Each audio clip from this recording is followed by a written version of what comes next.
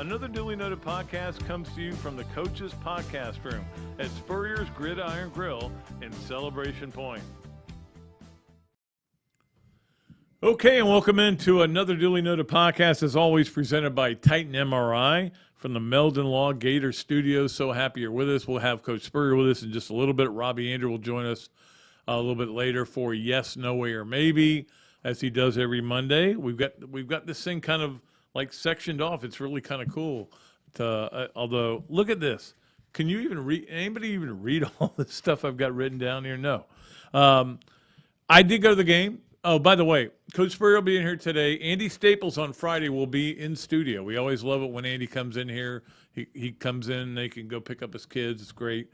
But we've been trying to get Andy on. I think the commissioner, Greg Sankey, will join us. So that's 3 straight S's. Spurrier, Staples, Sankey. There's something going on there. But anyway, I think Commissioner Sankey will join us next week. Yes, I think so. It's not 100% established, but he couldn't do it this week. So I did go to the game Saturday night. It was kind of a weird deal. I had been down to the game site twice. Before going to the game, I went to we had to take some equipment back for the tailgate, and then we kind of scouted out the parking there, and then I took my wife's car down there. It's complicated. Game day is not as relaxing as you might think it is for me, but the bottom line was I wasn't going to go because of the rain. I said, I'm not going to walk because Flavette was closed, as everybody knows. I wasn't going to walk, all that way in the rain. But then it stopped raining, and my daughter called me and berated me for not coming. And I went, okay. So I got dressed and went, and I was really happy to be in the press box. The people treated me unbelievably up there, and I appreciate that staff. So I was there, and I'm not going to probably go back for a long time, only because in the last 2 games I've been to at Florida is 0-2. One is a fan, one is a media / kind of fan. They're 0-2. I clearly am the problem, okay? All right, let us we got a lot of things to get to before Coach Spurrier comes on here. Let's get to the Hand Law starting lineup. And, of course, the Hand Law starting lineup, as always, is presented by Hand Law, a Florida law firm, which helps clients with government. You can learn more about Hand Law by visiting its website at www.hand.law. I get an itchy nose. The firm is available for consultation in Jacksonville. Sorry. Hopefully that solved the problem. All right, here we go with the Hand Law starting lineup. Look, I'm going to tell everybody what I've told a lot of people. I knew Florida could lose this game. I said it over and over again. There were people that were way too giddy about that Utah win. And again, I'm Debbie Downer sometimes. I try to bring everybody off the ledge, but then when they get when they feel like they can run on the ledge, I tell them, no running on the ledge. That's what I do. I kind of give you the reality of it. Doesn't mean I'm right. I'm not always right. I'm wrong a lot of times. I didn't think they would lose like that. Now, Anthony Richardson, obviously, if you saw some of my tweets, and I've seen the video of it from the end zone, where he, early in the second quarter, got hit low, and same play as Trey Dean got called for. The only difference was Trey Dean, there was some more of a twisting thing, but if that's the difference, then I don't know the rules. But I already know I don't know the rules because when I watched college football weekend, I went, well, that's targeting. That's not targeting. That's offsides. That's not offsides. Everything I said was wrong because I don't know the rules clearly. I think I do know the rules, but they don't know the rules. But again, you can't complain about the officials. Whatever happened in that game happened. You got to play around the officials. I'm a big believer in that.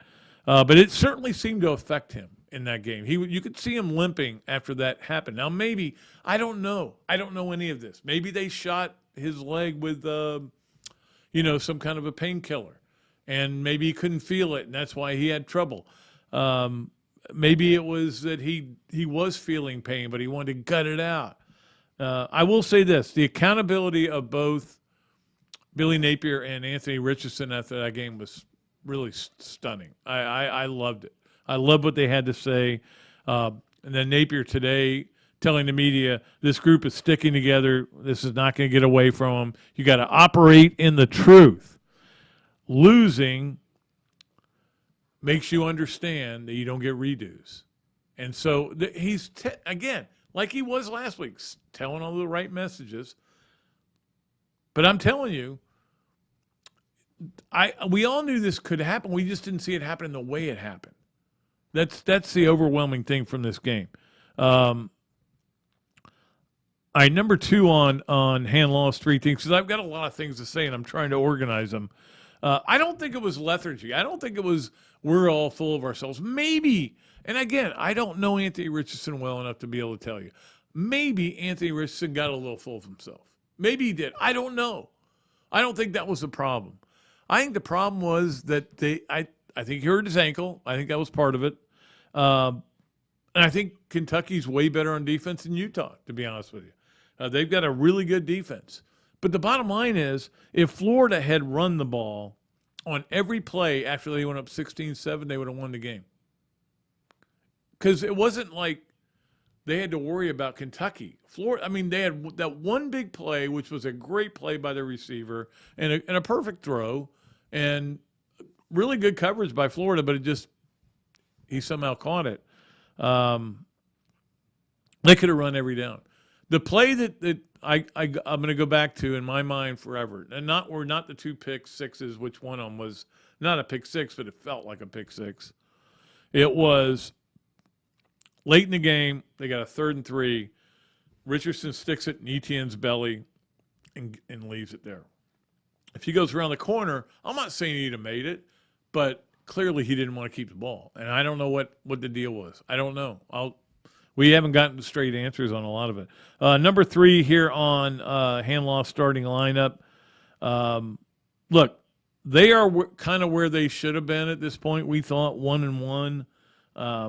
If you had said they were going to be 1-1 at this point in the season, you're going, okay, I'll take that. I talked about that last week. They are now 18 in the AP poll and 21 in the coaches poll, which I think is perfect. I thought 12 was way too high to go from unranked to 12. Seemed kind of stupid. And by the way, Florida 24-point favorites this weekend to beat the University of South Florida. That's a 7:30 game. They have announced, by the way, the Tennessee time is 3:30, which I thought it would be. The only other game I thought that they would take was the A&M Arkansas in Arlington. But that is going to be a 7 o'clock game. So Florida, Tennessee, back where they belong, 3:30 game. Can we bring Vern Lundquist out of the box to call it? All right, number 4 on the hand law starting lineup. Injuries are a factor in every season. We saw them be a factor in this game a little bit. But look, I don't know what Ventrell Miller's got a lower body injury. That's all they're telling you. They are going to give you the word on Wednesday, whether he's going to be okay or out for the year. I mean, who knows? Michael Tarquin, same deal. Lower body injury. Could be sprained ankle, could be, I don't know. I'm not going to speculate because they're very secretive about injuries. But they were certainly factors. Anthony Richardson's ankle was a factor in the game. That's not to take any credit away from Kentucky. Kentucky played the game very smartly. And I think when we go back and look at this game, you have to think about this. Kentucky had a game plan based on a game that Anthony Richardson had played with Billy Napier. Utah didn't have that. Kentucky had it. And look, Mark Stoops is a really good coach and knows what he's doing defensively especially. They had an answer for everything. And Florida, I will say this, did not do a good job calling plays, in my opinion. They said, we're going to run the same plays we ran last week. We won. It felt like that. I want to see something. I want to see a reverse every once in a while. It feels like I'm making the same arguments that I've been making for the last 10 years with Florida in football. Run a reverse every once in a while. It's okay. Have a kickoff return. I tell you, one of the biggest plays in that game to me, and there was a million big plays, and I know that, was when they get the safety. They're up 16-7. They get a punt it or kick off from their own 20. Florida gets the ball on their own 20. Well, that's 60 yards difference, right? Yeah, 60 yards difference. That shouldn't be the case. Well, you got a holding penalty on the kickoff, and you only got it back to the 30 in the first place. I'm waiting for the special teams to show me what they got. Okay, and finally, before we bring in Coach Spurrier, Scott Frost fired. I was a little stunned that they did this. I thought they would wait until after Oklahoma kicked their butts and then go, that's enough, we've had enough. But they pulled the opposite of Jeremy Foley, which was losing to Georgia Southern is just not tolerable. Jeremy did give Will Muschamp another year. I understood why he did at the time. I'm kind of it's easy to be critical of him, but the bottom line is they let him go, and it looked like the perfect hire. Am I not right? I mean, everybody thought it was the greatest hire in the world. You hired a guy who loves his school, who played for your school. You hired Spurrier in a way, who had great success at a lower level. But Duke was a lower level.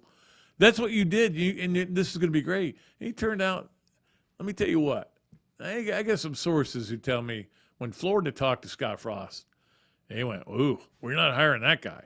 Maybe he just doesn't have the personality to be a great coach. Anyway, I'm sure he'll end up at Nick Saban's school for wayward boys at some point as an analyst.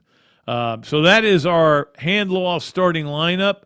Can't wait to talk to Coach Spurrier as we do every Monday on the Meldon Law-sponsored Meldon Mondays, and looking forward to that. We'll get him on here, and we'll talk to him, and then, of course, we have all of our other stuff. Robbie Andrew will be joining us for Yes, No, Where, Maybe, all that and more here on I almost slurred that, Another Dooley Noted Podcast here on, I almost said WRUF. That's not it either.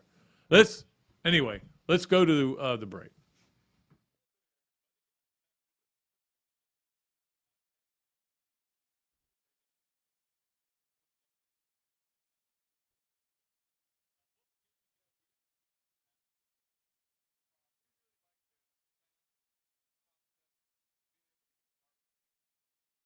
Now we have this new online ordering. So before it was a call ahead carry out, quick service. We have like a curbside kind of a deal where everything's ready to go for you. And then we thought, wow, we have a really great dine-in concept, but how can we make this streamlined for the customer and make it easy and accessible for all parts of town? Adam's Rib Co. to go. Come on down and enjoy it.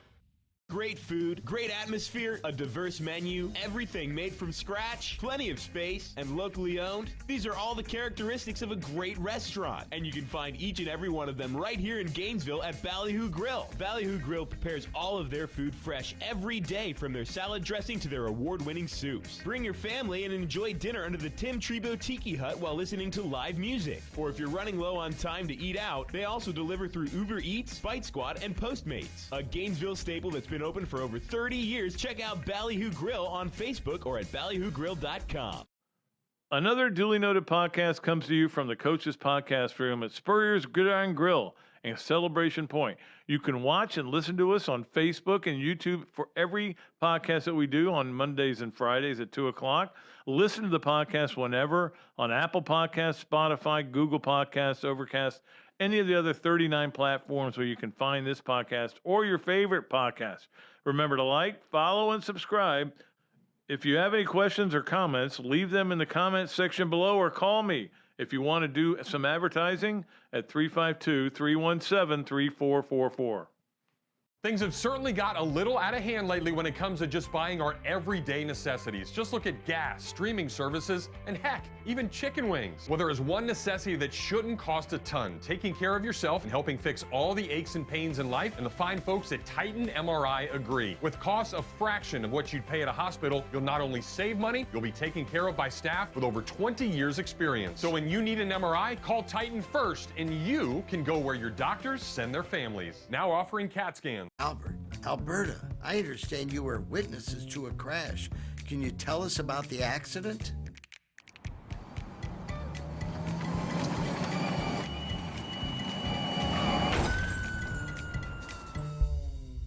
When you're in a crash, it's important to get witness statements immediately after the accident.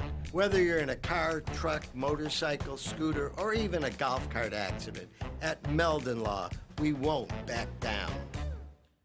Pat Dooley's Story Time is brought to you by Eastlake Pediatrics. Nobody knows how to provide pediatric health care for little Gators better than Dr. Mike and the other board-certified pediatricians and the pediatric nurse practitioners of Eastlake Pediatrics. They have been providing personalized health care to the children of Pinellas, Pasco, and Hillsborough counties since 2004. And with the recent addition of Dr. Chris, who is also board certified in sports medicine, they are now offering care for youth sports injuries as well. To learn more about Eastlake Pediatrics, call 727-372-6760. And to get to know them better, listen to Dr. Mike and Dr. Carey on their Peds and Pop podcast on multiple platforms. Gator football is back, and the best way to get exclusive insight is a membership in the Gainesville Quarterback Club. As the oldest Gator booster club in the world, Gainesville Quarterback Club gives you the access to speakers like coaches, Gator greats, and more. Yeah, I even talk over there. It's pretty cool. Share your passion for Gator football with hundreds of other members at weekly in-person meetings or for non-locals via Zoom with an out-of-town membership. Right now, out-of-town memberships are only $150, and all new out-of-town signups get entered to win 2 Champions Club tickets to homecoming. That's pretty cool. Against Missouri, speaker presentations, home game tailgates, and special events throughout the year. Join the Gainesville Quarterback Club today. Email the club at membership@quarterbackclub.org or call me, Pat Dooley, 352-317-3444, and I'll get you in touch with the right people. Gainesville Quarterback Club.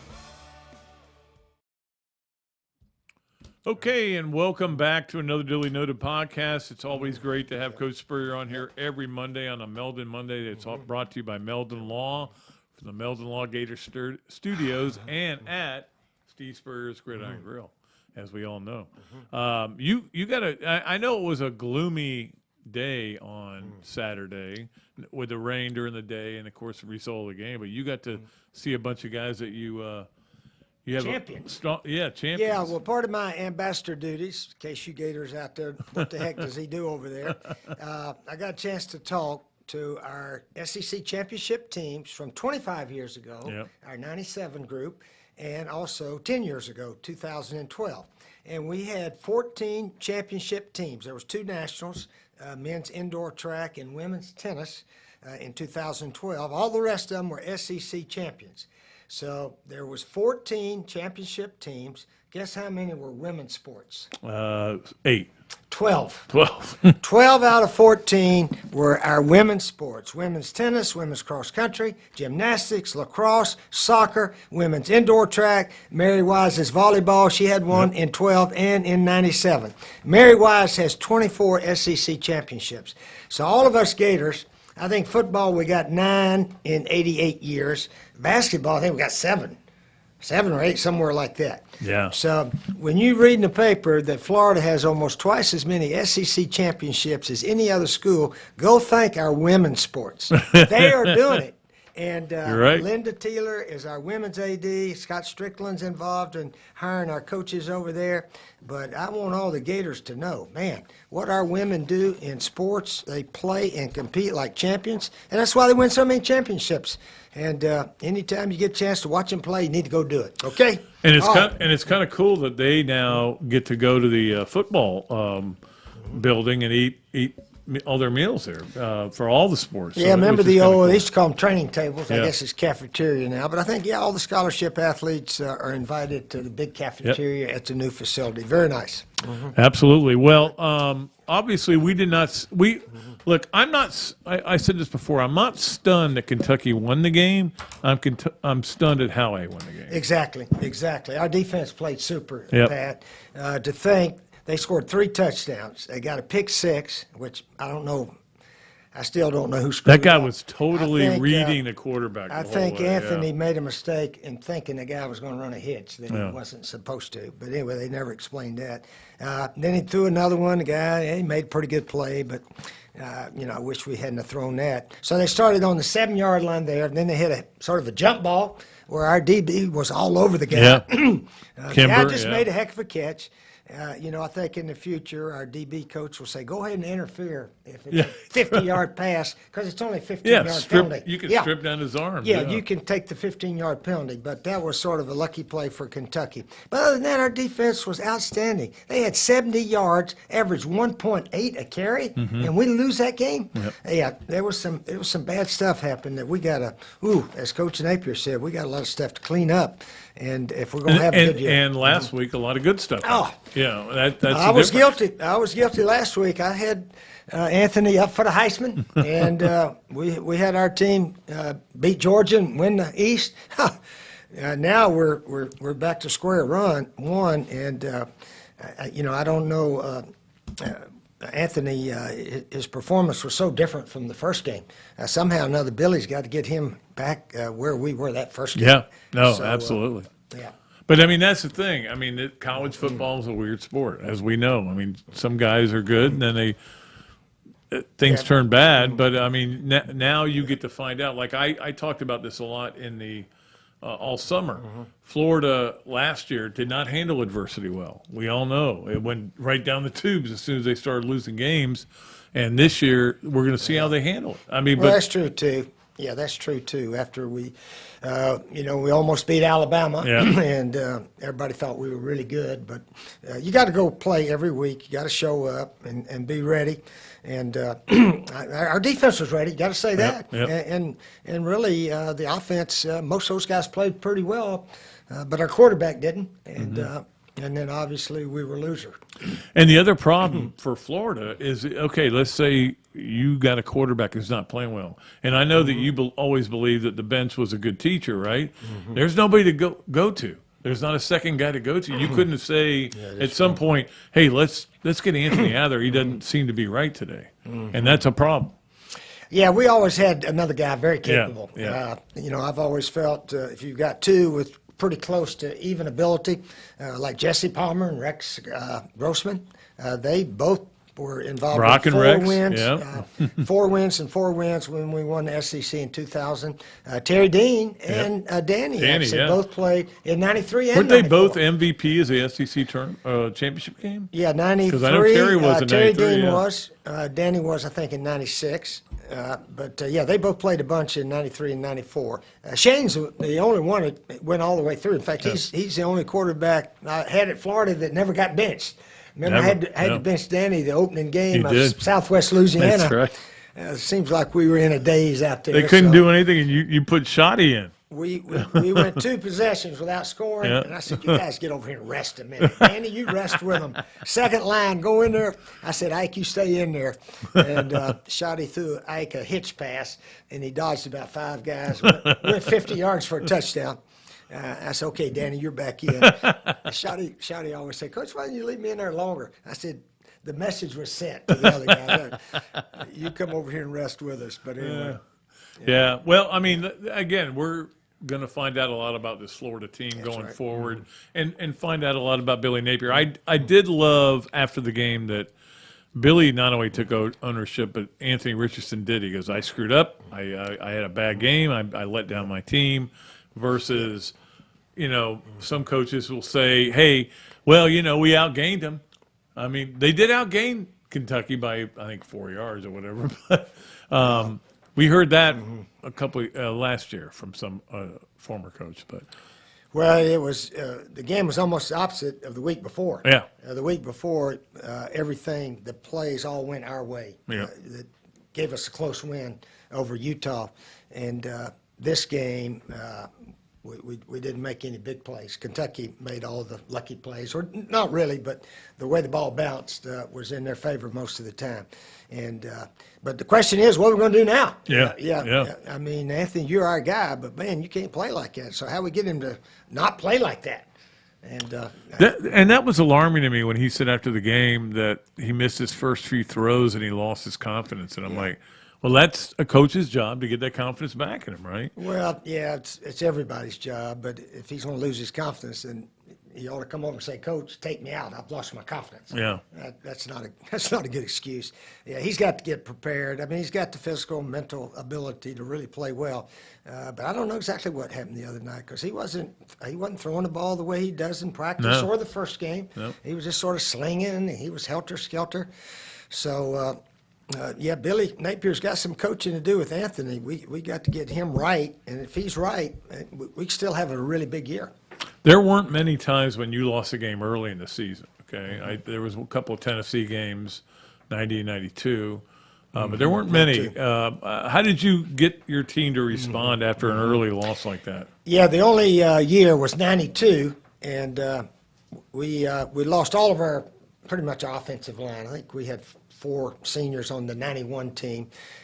So we lost at Tennessee and at Mississippi State, and Shane wasn't playing all that well. In fact, I had to warn him, you need to play better, or we're going to let this freshman over here play. But what had happened, we had a freshman, both offensive tackles. Reggie Green was playing pretty well, and we brought Jason Odom off his red shirt, and I said, "Jason, you're the starting right tackle. We're not taking your red shirt to sit on the bench with everybody. You're the starter." So from there on, that 92 team, we lost at Tennessee, I think 31-14, at Mississippi State 30-7, won 6 straight SEC games, and won the division that year. So that's one of the teams we got to be most proud of around here, that we were 1-2, and then all of a sudden we're sitting there 8-2. We lost to FSU that year, and then the championship game, and Antonio Langham's interception. So that team come within one play of winning an SEC that year. It's hard to believe that all those championships you won, and right now Florida's 2-9 this last 11 SEC games. Now, 2-11, this is not on Billy sense. Napier, No, that's not on him. Yeah, but it's kind of amazing that they just can't seem to find a path. Now, I'm a big believer in Billy Napier, and I think Gator fans need to be patient. But I sure heard from a few of people that just get a little bit too caught up in it. Yeah, it wasn't a good night. It wasn't a good night for the Gators, and that was a team we're very capable of beating, I thought. And our defensive players really played well. I mean, man, the way you look at how Kentucky scored, and I mean, it's a team sport. Defense played great, but they walk off a loser. And sometimes the offense would play pretty well, and our defense struggled. Hey, we're all losers. It doesn't matter either way. And the head coach has got to, he's got to balance everybody. And we're all responsible. And that's one thing we talked about when Billy got here. Everybody's going to be accountable. Yeah, and, right. That means your quarterback and your safety and your kickers. We all got to do our job, the best we can. So hopefully this will be a week that, that accountability, every player on the team, every coach, we can start putting it together and do it week after week after week. Well, that's what I talked about in the offseason. The buy-in seems to be great, but when you lose is when you find out if it's great. You know what I mean? I mean, it's great when everything's going great, well, but when you lose a game like that is when you find out whether guys are really bought in. Yeah, well, the team overall, I think, attitude is very good. Just some really, really bad plays happen that you can't allow to happen because every game is fairly close. We're not going to dominate hardly anybody, and they should not dominate us.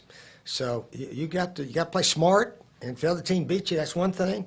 But some of those throws we had the other night, it's not smart. So, but we can correct those, I hope and believe. And South Florida's not a very good team. We should really have a good game this week, I hope. 24-point favorites, Florida is. Did you see anything in Anthony's delivery or his footwork or anything? He was just slinging. He was slinging. He wasn't passing. He wasn't taking his steps and throwing in there. It was just everything was herky-jerky, it seemed like it. It's so different from the first game. First game, gee. So. And you'd always try to keep guys from getting too full of themselves and too. Right. Dealing with one game you're a Heisman Trophy candidate, that kind of stuff. But I mean, I don't know if it got to him. It might have, though. There was a lot. I mean, guys are comparing him to Vince Young and Tim Tebow and Cam Newton. Yep, he had a lot of praise, and I don't know if that was what did it or not, but he had some crucial errors that we can't live with. And I know he knows that. The coaches know that. The whole team knows it. So we got to understand how important that is. You can't have that kind of error where you throw it right to the other guy. You can't do those kind of things. You know, on Sunday morning, I was talking to my wife, and who's pretty astute about this kind of thing, and she goes, "You know why Kentucky's got a good team? Because they gave Mark Stoops time. That's what Florida fans need to realize." And I'm like, I'm the same way. They've got to give Billy Napier time to build this. Oh, he's going to get time. He'll build it past where Kentucky is right now. Oh, he's getting all kind of time. We're not worried about how many years. He'll be here 7 years, 10 years, I don't know, 12 years, who knows. But, just, you go week by week in football. There's 12 games in a season, hopefully some playoff games, hopefully bowl games and all that kind of stuff. So you just go week by week, and every week's the most important game of your life. And, we'll worry about next year. So, by the way, you went 1-2 this weekend because the Dukies won. Yeah. But South Carolina could not My get teams. the win there. Your 3 teams. Dukie's got the best record of my 3 teams. That.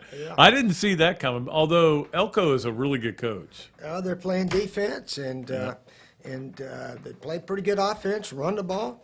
And they got a good break. I think the Northwestern kid fumbled into the end zone the last drive. They were up 8. Whether or not they'd made a 2-point, who knows? But, the Dukies are 2-0. Went into Northwestern, beat those guys, a team that had beaten Nebraska. And Nebraska got beat by Georgia Southern. Clay Helton's there. Clay Helton, They ran up 600 and something yards against Nebraska. Do you think that would have been the reason? That's the biggest reason he's gone now? That 95 Nebraska defense, I don't think they gave 600 the whole year. The whole year. They were really good at 95 when that clobbered us that game, that's for sure. Well, and it's amazing that Scott Frost got fired that quickly, but I think sometimes you just go, this isn't going to work. Let's go ahead. I mean, do you see any way Urban Meyer could end up being the coach at Nebraska? Oh, I have no idea. Not going to speculate. That's my job. Could be. I mean, who knows? Yeah, that's my job. But it was a weird college football Saturday because Notre Dame loses to Marshall. You have Texas A&M losing to Appalachian State, which I knew Appalachian State was good. I watched that game against North Carolina, but that was unbelievable that they lost that game. Well, you watch Texas A&M and App State. I wanted to watch a lot of that, and I did. And App State ball players are just as good as theirs. Yeah. And they've got the number one recruiting class. Jimbo's got a great offense or not. I mean, since Jameis Winston, since he had those guys, they haven't done a lot at Texas A&M. And App State, those guys, they got tradition, and they believe they were going in there to beat them. Just like Marshall. Marshall's a school that has great pride, tradition, and they don't beat themselves. They don't do stupid stuff. And that's something that mentally you just don't do those things. And so that's how you beat a team that maybe you're not supposed to. You don't give them anything. You outplay them, out-hit them, out-hustle them. And that's how Appy State, Marshall goes in there and came out a winner. It is amazing. I used this stat the other day. Florida's opponents in 2 games have committed 4 penalties. Is that right? And one of them was on purpose. They had to delay a game when they were trying to draw them offside. And again, you got to play around whatever the officials are calling or not calling. Florida's only had 10 penalties, but 3 of them on the kickoff returns. They've got that one kickoff return penalty was a huge penalty. I agree. We had them 16-7, and they're kicking off from their own 20 after the safety, and we should have been about our own 40 at least with a chance to go from there. And we ended up on our own 20 somehow, way back down there. And then wasn't a good kickoff return, and then they had a hold on it, and then it goes back to the 20, and that's where they got it about midfield. No, they got it that was where the pick it was right after that. Okay. Yeah, that's true. The one that ran down to the 6-yard line. So, did not go well from that point on. And that's the first time I went, oh, crap, Florida may be in trouble here. Until then I go, they're going to find a way to win this game. Yeah. Well, Kentucky's a good team. But I don't know. There's a lot of good teams out there. And the talent level, to me, I keep watching all these teams. Everybody's got athletes. Everybody's got ball players. They're all over the place. It comes down to, who makes the good plays and avoid the the dumb plays, the real bad plays that will make you a winner. And coaching is so important now because when you see all the teams run out there, they're all fast, they're all athletic. There's no big, fat, soft guys playing anywhere like we had 20, 25 years ago. You see some bellies hanging out. Now, you don't see that hardly anymore. So, man, you got to play well. You got to play smart, make some big plays, and avoid the dumb plays, and then you become winner. How much of the Alabama-Texas game did you watch? I watched about all that, too. Yeah, that was unbelievable. I thought Bryce Young took a Heisman moment step in that he's already won it, and then he basically willed them to win that game, even though he wasn't great, earlier in Well, he made one really good play, but again, Texas had to kick 4 field goals. You know, they had all kinds of chances to score touchdowns, and they had to kick 4 field goals, 1 touchdown. That's how they got 19. So they had 5 scoring opportunities. I thought back to when we were at South Carolina and beat Alabama when they were number 1, and we had 5 chances to score, and scored 5 touchdowns. So that's the difference between 35 and 19, scoring touchdowns on your chances and so forth. And anyway, that's how teams win when maybe they're not quite supposed to, is they play near perfect, and the other guy does not play near perfect. A lot of big games this week. I want to ask you about one of them, Miami, Texas A&M. That is an interesting game in Aggie land. But I look for Miami to have a real good chance to beat them. Yeah, they got really a good team. They didn't play great last week. But, I mean, just like Georgia didn't play great against Samford. I mean, guys don't get up sometimes for those kind of games. You just got to kind of find a way to win them. Yeah. But Miami, they got ball players just like everybody else. Yeah. Probably just as good as Texas A&M. I think Sure. Jimbo Fisher said he had a young team, and App State had a lot of 5- and 6-year players. With the COVID, everybody got another year. So they were more veteran than his guys, and maybe that's why they beat them, huh? Well, yeah, that's like the kid Jordan Wright, who had the tip interception, is a 6-year player. He's a COVID baby, I guess. They just played better than A&M. They did. They outplayed them. Heck, A&M had a kickoff return for 7 points, so his offense got 7 the entire game. But I heard something else. They had 38 plays, Texas A&M did. In the whole game? In the whole game. Wow. And A&M... That's not a lot. App State stayed on the field. Ran the ball down their throat pretty much to make first down. They were good last week against North Carolina, offensively. Offensively, I thought it'd be a lot of scoring, but they tried to slow it down, and it was a method to win it, and it worked out for them. That's the thing. People always want to talk about what happens in week 1 is going to happen in week 2, and it never does. Everybody changes. Everybody's different. You get now you have tape of the team. You have people don't understand how different it is. And maybe Kentucky had one game of Billy Napier and Anthony Richardson together, and they went, "Oh, we know what they're going to do now." Yeah, it can change any time of the year, really. Talking about our '92 team, we were 1-2. Yeah. So that 4th week. Our season changed around when we put Jason Odom in. Somebody said, "You put an offensive tackle in and changed the team?" I said, "We must have." That was about the only change we made. At Duke, we were actually 1-3 in '89, and we found a running back, Randy Cuthbert, that people could not tackle. He ended up gaining over 1,000 yards and just started the last 6 games. So that turned our year around, beating Clemson, and then we were able to win them all after that. So. All right, the HBC brought to you by Meldon Law. As always, we always love talking to him, and we'll keep it going next week. It's always fun talking to you, Steve, about these games. Yeah, hopefully we're talking about what a good performance our guys had, and really against South Florida, we need to go beat them guys, as good as we can, as Anthony says, to get our confidence back up. Yeah. I always thought we need to beat these guys, 55-17 or 10 or something like that, and everybody played, and then everybody's happy and go to practice, and all the parents are happy. To practice. Yeah, everybody gets to play. To me, was always rewarding for those walk-on players, especially. Yep.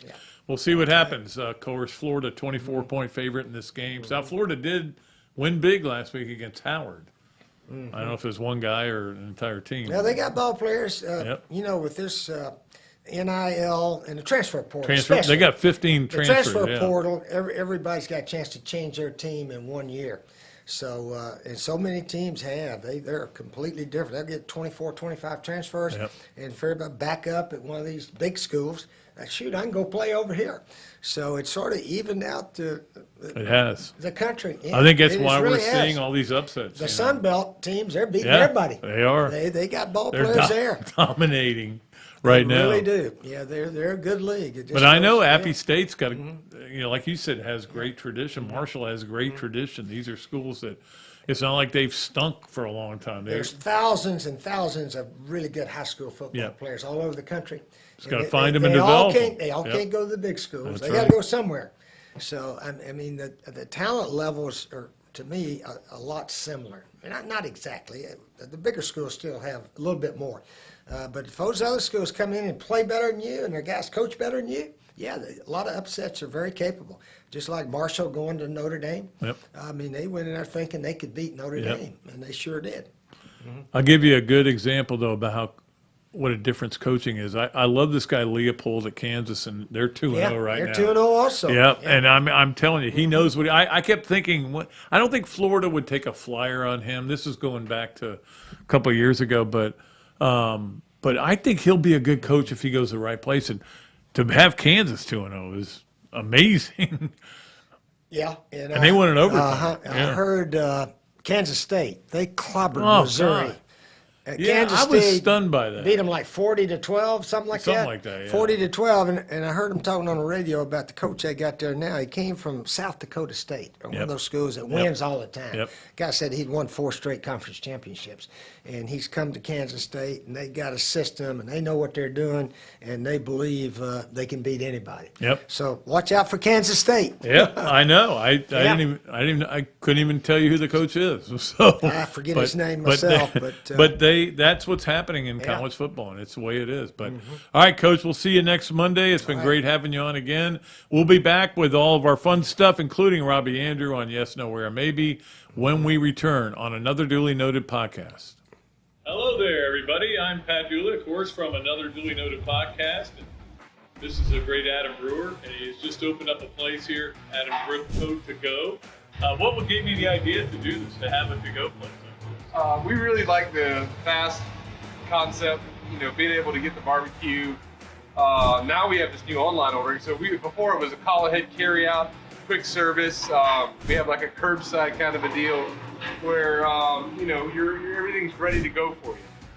And then we thought, wow, we have a really great dine-in concept, but how can we make this streamlined for the customer and make it easy and accessible for all parts of town? Adam's Rib Co. To Go. Come on down and enjoy it. Great food, great atmosphere, a diverse menu, everything made from scratch, plenty of space, and locally owned. These are all the characteristics of a great restaurant, and you can find each and every one of them right here in Gainesville at Ballyhoo Grill. Ballyhoo Grill prepares all of their food fresh every day, from their salad dressing to their award-winning soups. Bring your family and enjoy dinner under the Tim Trebo Tiki Hut while listening to live music. Or if you're running low on time to eat out, they also deliver through Uber Eats, Fight Squad, and Postmates. A Gainesville staple that's been open for over 30 years. Check out Ballyhoo Grill on Facebook or at ballyhoogrill.com. Another Duly Noted Podcast comes to you from the Coach's Podcast Room at Spurrier's Gridiron Grill and Celebration Point. You can watch and listen to us on Facebook and YouTube for every podcast that we do on Mondays and Fridays at 2 o'clock. Listen to the podcast whenever on Apple Podcasts, Spotify, Google Podcasts, Overcast, any of the other 39 platforms where you can find this podcast or your favorite podcast. Remember to like, follow, and subscribe.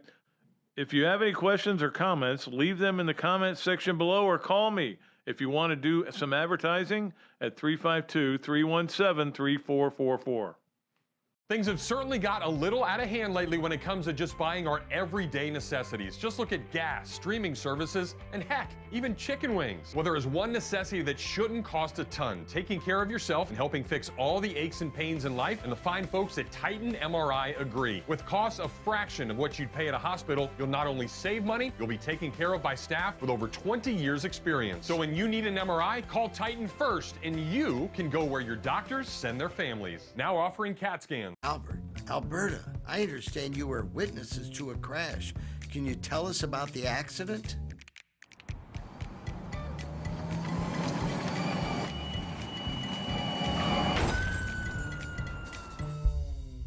When you're in a crash, it's important to get witness statements immediately after the accident.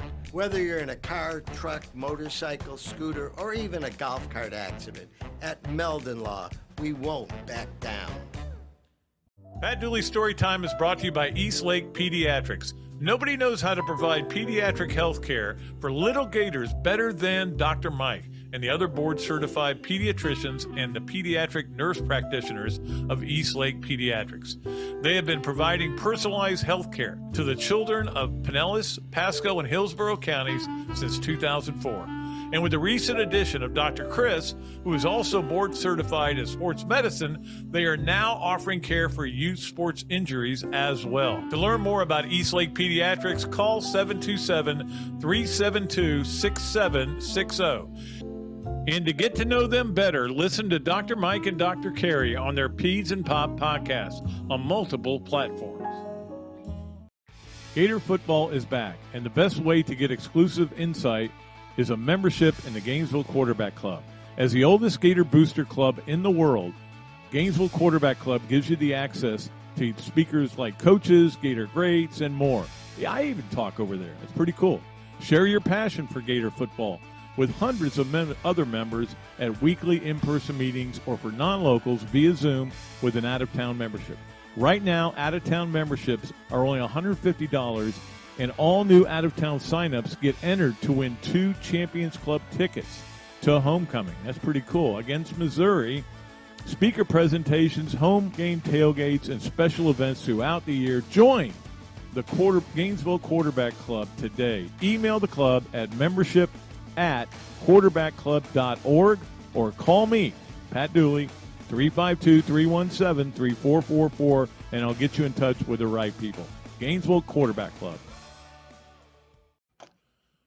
All right, we are back here for our third segment, which we always love all the fun stuff we do, especially when we have Robbie Andrew on.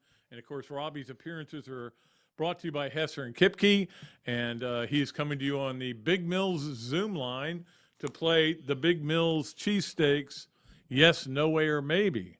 Robbie, how was your Saturday last week? I watched a lot of football, Pat. And to be honest, I kind of saw what was coming on Saturday night. You and I both did, but people wouldn't listen to us. No, they didn't. And, you know, I don't think any of us thought we'd see what we saw. We just knew that there was a chance. That they give the game away, too. Yeah, exactly. But, you know, all I know is I went there. The last 2 games I've been to, Florida lost, so maybe I'm done. Yeah, maybe you need to be banned from the box. The thrown shoe and the incredibly bad performance by Anthony, which, again, like I've made this point, third start in his career as a college football quarterback. All right, Pat, it is time. It's not going to be an overnight fix. I think we know that. People are hoping for a quick fix. Not going to happen. It's not. And again, like I said to a lot of people, before the season, all summer, if somebody said to you, walked up to you and went, hey, you know, Florida's going to be 1-1 after the first 2 games. I'm coming from the future. You would go, I'll take that. But when you win that first one, then you're like, let's win them all. Yeah, go 3-0 up to Tennessee, but no, not going to happen. Nope, but the game is a 3:30 game, so at least it's an early game. So good.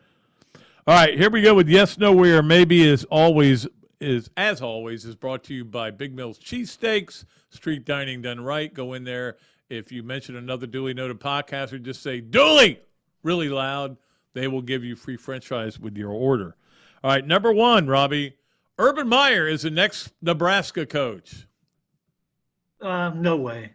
I don't think he's ready to get back into coaching. I think he's happy with TV right now, so I don't think he's coming back, and I don't think Nebraska's going to go that direction either, Pat. I don't think he has the energy to rebuild a program like Nebraska, get out and recruit again. So I'm going to say no way. You know, I was very late night on Saturday. I was watching the whatever game was on. They did a halftime segment from Austin, and Urban was on set. And he had like a 2-day growth of beard, which I've never seen before, where it's like a bum on the street. He's probably gained 15 pounds. And he was wearing glasses, and I'm like, what is going on with this guy? It was weird. Age is creeping in, Pat. It's a lot of baggage, though, for Nebraska if they want to do it. I will say this. Urban would win games there. Urban wouldn't be losing to who'd they lose to Saturday? I can't remember. Georgia Southern. Yeah. But you know what would attract Urban, Pat? That it is a traditional blue blood program, and that might be the one thing that would get him to go. It might, and they're starving for success ever since Tom Osborne left. So, all right, number 2 on Yes, Nowhere, Maybe. Arkansas is the third best team in the SEC and maybe the second best team in the SEC. Maybe, Pat. I mean, I was very impressed with the way they went up and down the field against South Carolina, controlled both lines of scrimmage. But, I think Kentucky's in the conversation now, too, with the way they play defense. I mean, their defense is really good, Pat. And, I look back to last season. They're very sound up front, and those linebackers are really good. But, I think Arkansas is the real deal now, and I think that they're a real threat to Alabama. No matter how much the way Alabama played. Yeah. And again, don't forget, I think second game of the year last year, they looked vulnerable against Florida, and then they figured things out. So they'll be fine. Yeah. But exactly. But I mean, it's Kentucky was very fortunate. Again, they got a lot of breaks, but they coached it. I think people just do not understand the impact of the difference between coaching for the opener and coaching for the second game. It's a totally different animal. It's a quick turnaround, Pat. Yeah, and so now all of a sudden Kentucky had, video of Anthony Richardson. They had almost none, and they certainly had none in the Florida offense that they're running now. So now they had it. They were ready for those plays, and Florida didn't change them up enough, in my opinion. But that's me. Sometimes I get mad. All right, Robbie. Finally, number 3 on Yes, Nowhere, Maybe. And again, if you want to go to Big Mills, I encourage it highly. Brian Harsin will be the next SEC coach, or first SEC coach to get fired after the last-minute field goal to beat San Jose State. Yeah, Pat, I'd say maybe on that one, Pat. He's on the hot. He came in on the hot seat, and they played well in the opener, and I think a lot depends on what happens Saturday night against Penn State. If they lay an egg in that game and aren't competitive, he could be on the way out, because I think they're ready to pull the trigger on him. All he needs to do is give him a reason. So his AD's gone. I'm gonna change it. I'm gonna say he is gonna be the next one out. Yeah, the AD's got fired. I don't know who the president is now. I know they've had problems. I mean, it's a weird dynamic. There is no weirder dynamic than the University of Auburn. No, and he went into the season, I think, knowing that if he did anything that they didn't like, he was going to probably be on the way out. And I think that game the other night was the first step toward that.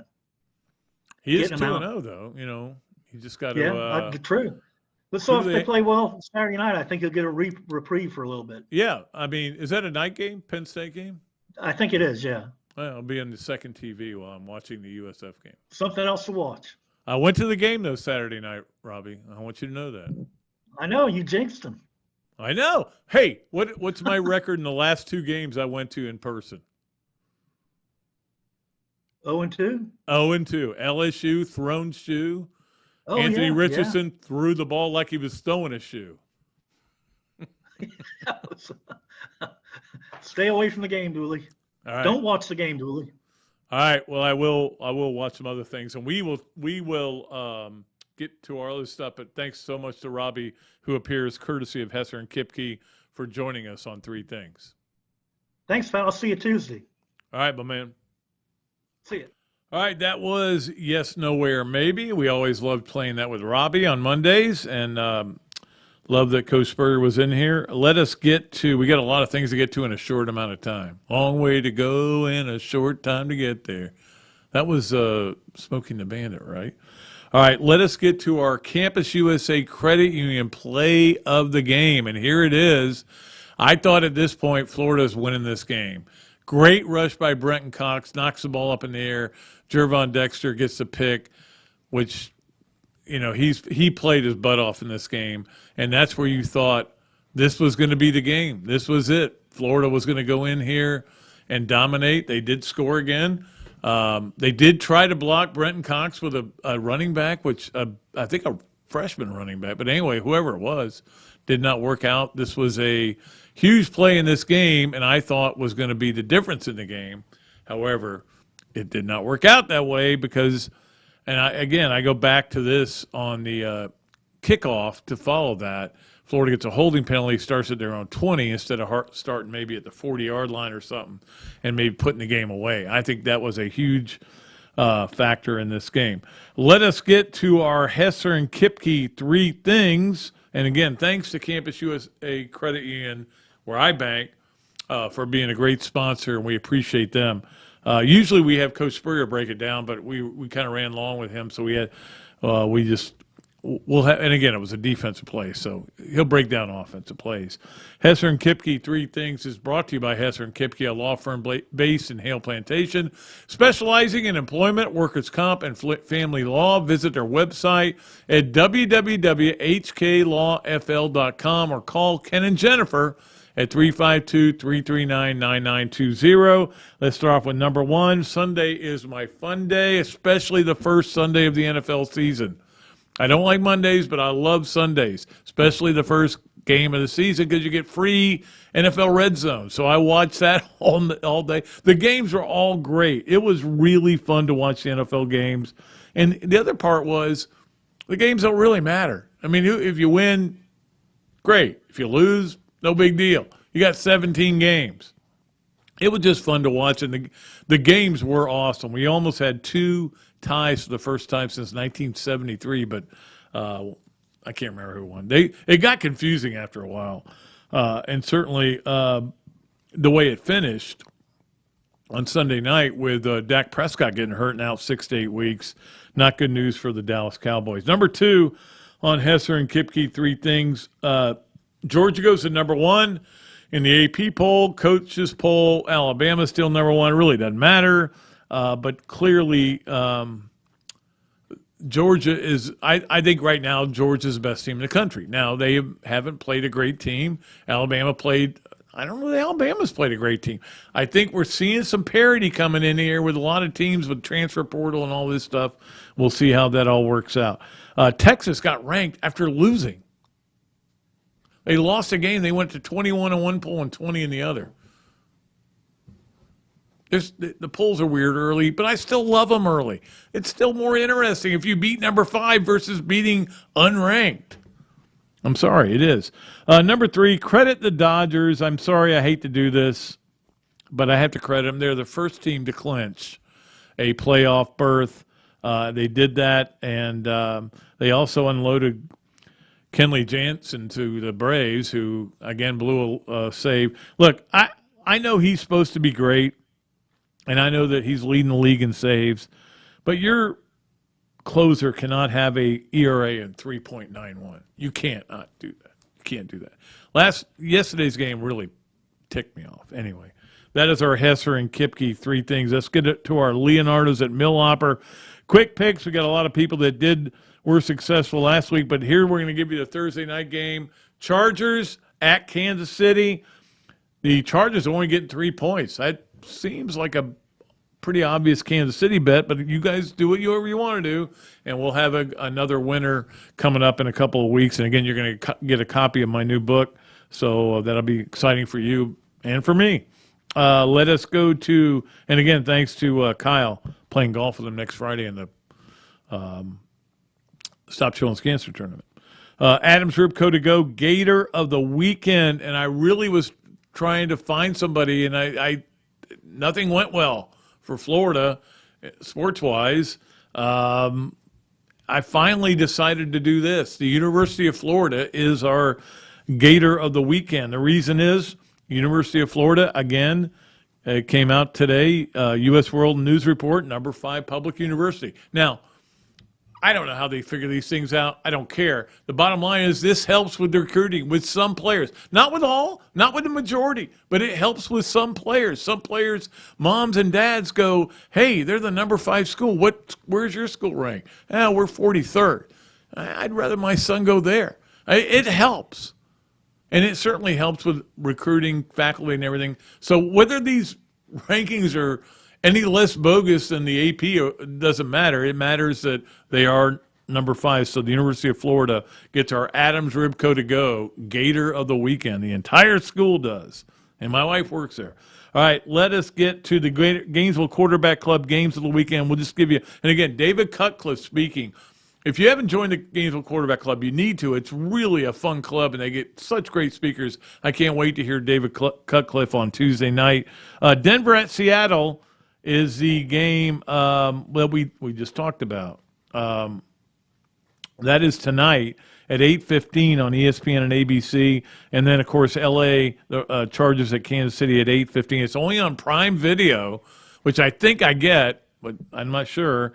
And then Braves at San Francisco, I think, is on like the Major League Network, 9:45 game. It's late, but I still may watch it. All right, I'm almost out of time, and in fact, I'm way past time, but I'm going to give you a quick story time because today, Pat Dooley's story time, which, of course, is brought to you by East Lake Pediatrics. Today is the anniversary of 1966. Do you know what happened on this day in 1966? The Monkees premiered. Your dad was born. Well, happy birthday to Tammy's dad. But the Monkees premiered, and the Monkees were a big part of my young life and still are. I love the Monkees. I love the music. I know most of it was written by, or all of it was written by other people. I'm a huge Mike Nesmith fan, but the Monkees premiered, and yes, they appeared at the Jacksonville Coliseum in 1967. And you know who opened for them? Yes, real quick. Jimi Hendrix. How'd that go over? They're out there to go, Davy, Davy. There was almost a riot because all the young people that wanted to see Davy, we want to see Davy Jones. We want to see Mike and Mickey and Peter. Jimi Hendrix gets up there and starts wailing. They don't want nothing to do with it. Anyway, that is our Pat Dooley story time. I got to be honest with you, I was not there at that concert. I wish I had gone. I was a huge Monkees fan, but I was 12. You know, I didn't have a car. I couldn't drive. My dad was not driving me to see the Monkees and Jimi Hendrix.